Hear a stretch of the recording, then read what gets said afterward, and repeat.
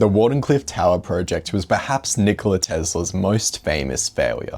Tesla thought that the tower could use the Earth itself as a conductor to connect the world, kind of like the modern day radio, combined with one of those like magnetic phone chargers, all combined. And the investor JP Morgan funded him, because I mean, who wouldn't want every literal electrical thing in the world to just be charged from one tower? It's pretty cool.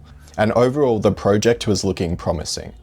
But the problem was that Tesla kept expanding the scope of the project. You know that whole phone charger and radio thing I just explained? It actually just started off as basically radio, and there were small actionable steps to be taken towards achieving that. Step 1, build a tower. Step 2, connect it to electricity. All this stuff, right? But Tesla wasn't satisfied with just something that could send a signal to a couple hundred kilometers away. No, he wanted to rebuild civilization in the vision he had in his mind. Another issue that Tesla faced was that he didn't communicate costs and timelines and goals to the investors correctly. And so as a result, they started to lose faith. They go, come on, Tesla.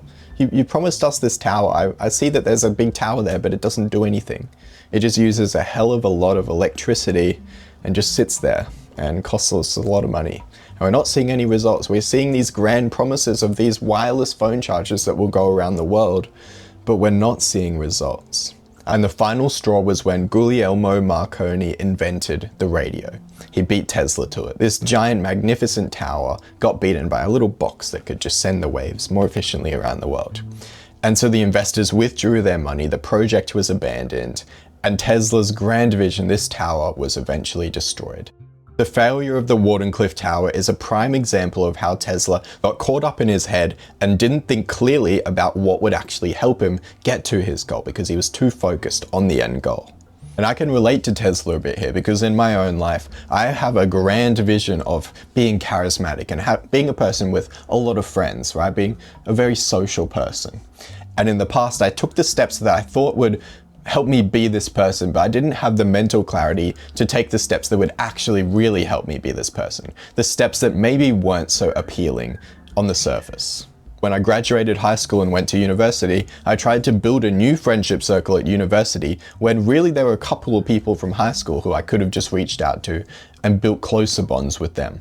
Eventually, I did reach out to some of those people from high school and we did hang out, but then I failed to follow up with them, and so the friendship didn't progress anywhere. With those bridges from high school now effectively burnt, I went to new social events to try to meet more people outside of just university because I wasn't following up on anyone, so I wasn't getting any closer. But I didn't follow up with these people either, and so I didn't get any closer to making friends.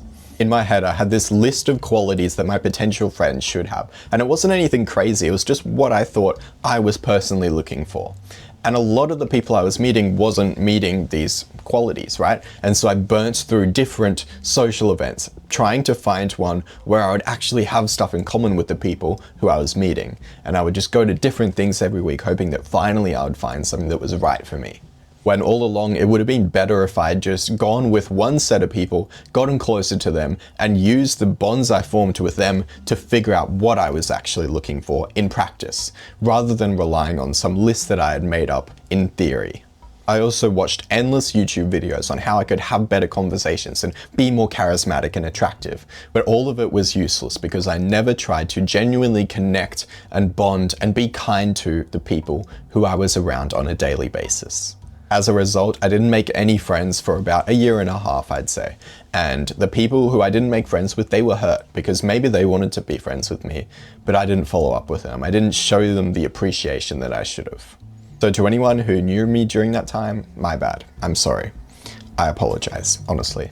See, charisma means you have the skills to connect, but it doesn't mean that you actually connect.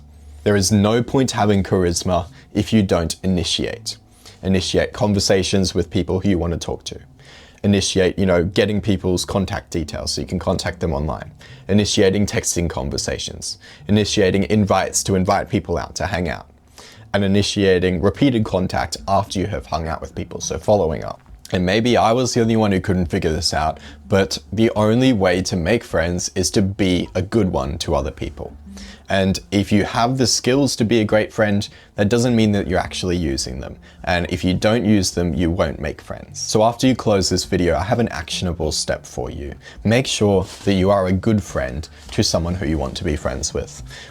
Reach out to someone and tell them that you're on their mind. Go up to someone and ask them how that thing was that they did that they told you about. Give someone a compliment. Invite someone to do something fun with you in a group. You can ask for toe pics for God's sake, but just do something to show that you care. And remember that in this case, probably the more you're avoiding something, the more important it is. The only question left is, are you going to stay stuck like Tesla, or are you going to start taking small steps forward? Have a great day.